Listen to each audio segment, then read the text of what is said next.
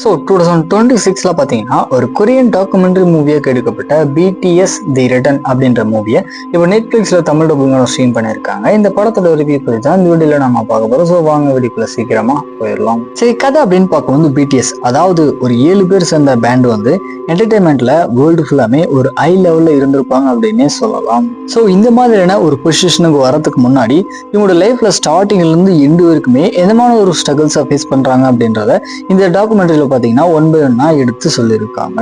இதுல மெயினா பார்க்க வேண்டியது இவங்க அடுத்தடுத்து பண்ணக்கூடிய டாக்குமெண்ட்ரிக்கு எந்த அளவுக்கு எஃபர்ட் போடுறாங்க அப்படின்றதையும், அது மட்டும் இல்லாத இவங்களுக்குள்ளே வரக்கூடிய ப்ராப்ளம்ஸை எப்படி ஹேண்டில் பண்றாங்க அப்படின்றத இந்த படத்துல பார்த்தீங்கன்னா ரொம்ப அழகா காமிச்சிருக்காங்க. இந்த நெட்ஃப்ளிக்ஸை பொறுத்த வரைக்கும் டாக்குமெண்ட்ரி பிக்சர்ஸ் ஆர் மூவி இது எல்லாமே பார்த்தீங்கன்னா ரொம்ப அழகா பண்ணுவாங்க.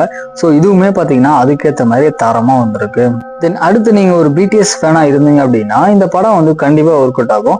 அதுக்கப்புறம் ஒரு சில எமோஷன் சீக்வல்ஸ் எல்லாமே பார்த்தீங்கன்னா ஓரளவுக்கு நல்லாவே கனெக்ட் ஆகிருந்துச்சு.